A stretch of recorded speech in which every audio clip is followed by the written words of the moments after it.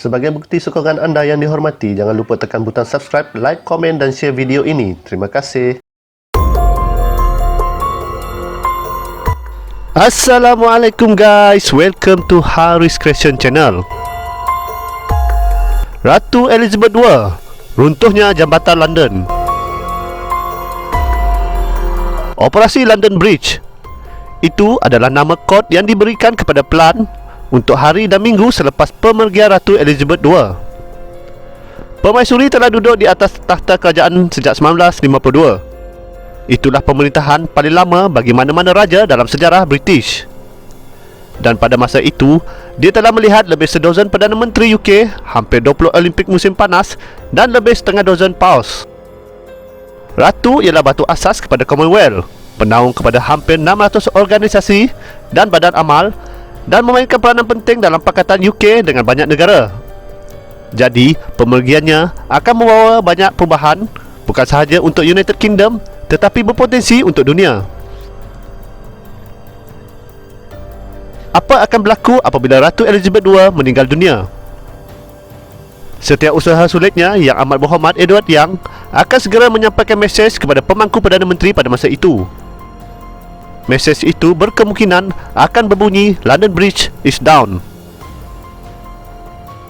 Perdana Menteri kemudiannya akan melaksanakan operasi London Bridge. Dalam beberapa minit, 15 kerajaan di luar UK di mana Ratu adalah ketua negara akan dimaklumkan melalui talian selamat. Dan itu akan diikuti oleh 36 negara Commonwealth yang lain dan pemimpin di seluruh dunia. Pintu-pintu Istana Buckingham kemudiannya akan menyuarakan notis mengenai berita itu. Pada masa yang sama, berita langsung akan memberi amaran kepada media di seluruh dunia. Setiap saluran media bersedia untuk berita terkini. Setiap stesen radio mempunyai rangkaian lampu yang akan berkelip untuk menandakan malapetaka melanda negara.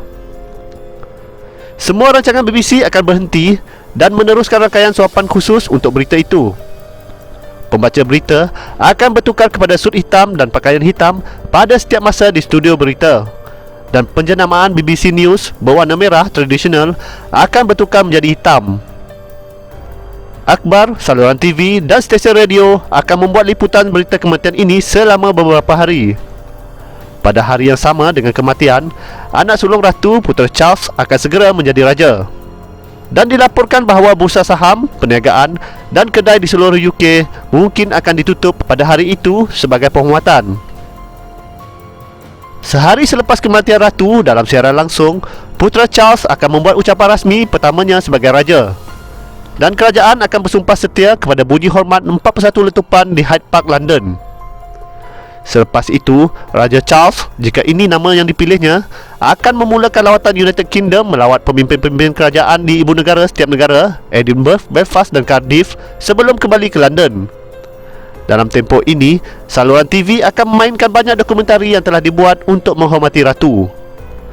Dan BBC akan menahan diri daripada memainkan rancangan komedi sebagai tanda penghormatan sehingga selepas pengebumian. 4 hari selepas kematiannya, keranda Ratu akan dipimpin dalam perarakan tentera dari Istana Buckingham ke Westminster Hall. Kerandanya akan berada di sini selama 4 hari akan datang. Dan selepas itu, Raja Charles, keluarga dan orang kenamaan akan memberi penghormatan. Kemudian pintu akan dibuka kepada kemungkinan ratusan ribu orang yang beratur di luar. Pengebumian dianggarkan berlangsung 10 hingga 12 hari selepas pemergian Ratu.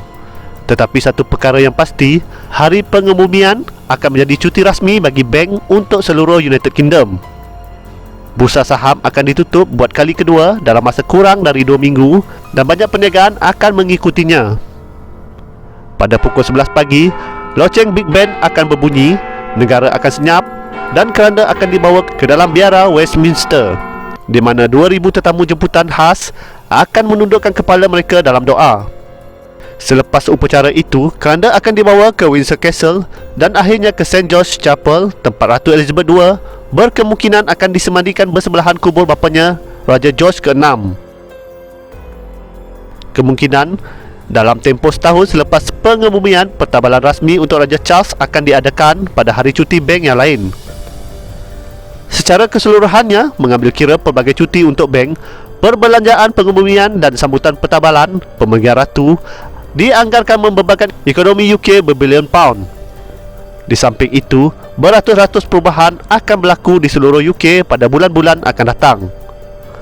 Mata wang British baru akan dicetak dengan potret raja dan mata wang ratu perlahan-lahan akan dikeluarkan daripada digunakan. Perkara yang sama akan berlaku untuk stem, pasport dan pakaian seragam polis dan tentera. Dan lagu kebangsaan akan ditukar kepada God Save the King. Apatah lagi, bagaimana dunia dan Commonwealth akan bertindak balas terhadap raja baru boleh mengubah keluarga diraja Britain buat selamanya. Sebagai contoh, terdapat sokongan yang semakin meningkat di Australia untuk negara itu menjadi sebuah republik. Dan kematian ratu boleh meningkatkan sokongan itu. Ini boleh menyebabkan negara lain mengikutinya, yang hampir pasti akan melemahkan monarki British. Senario ini akan menimpa kita suatu hari nanti. Operasi London Bridge akan dicetuskan dan boleh dikatakan pengebumian terbesar dalam hidup kita akan disaksikan di seluruh dunia. Ini bakal akan menjadi penghujung era. Semoga pengusian ini akan memberi manfaat kepada anda dan jangan lupa untuk subscribe, like dan share video ini kerana subscribe itu percuma ya. Terima kasih.